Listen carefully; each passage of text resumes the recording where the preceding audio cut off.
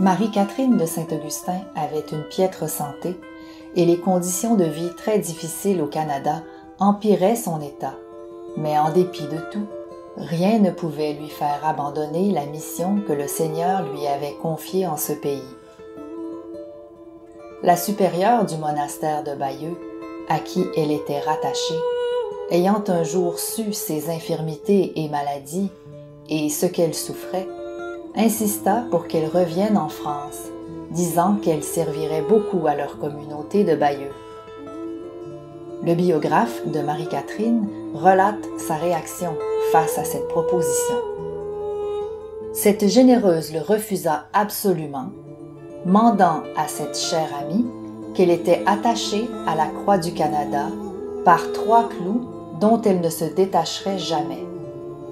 Le premier, la volonté de Dieu, le second, le salut des âmes, et le troisième, sa vocation en ce pays, et le vœu qu'elle avait fait d'y mourir.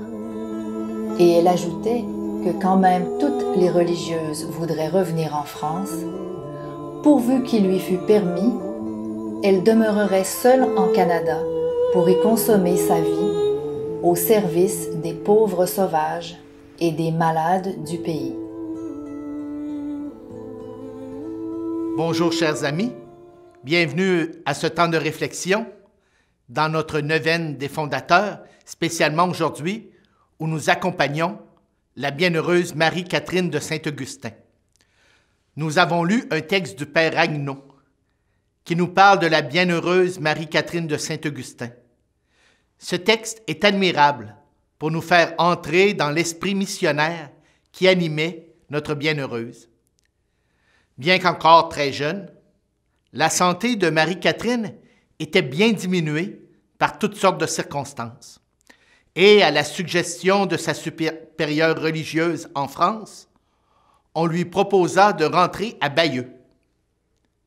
Ayant été moi-même supérieur d'une société missionnaire, je comprends bien ce qui peut pousser un ou une missionnaire à vouloir aller jusqu'au bout de son engagement. Et il m'est arrivé, en tant que supérieur, de devoir inviter l'un ou l'autre de mes confrères missionnaires à revenir au Canada pour des raisons d'âge ou de santé.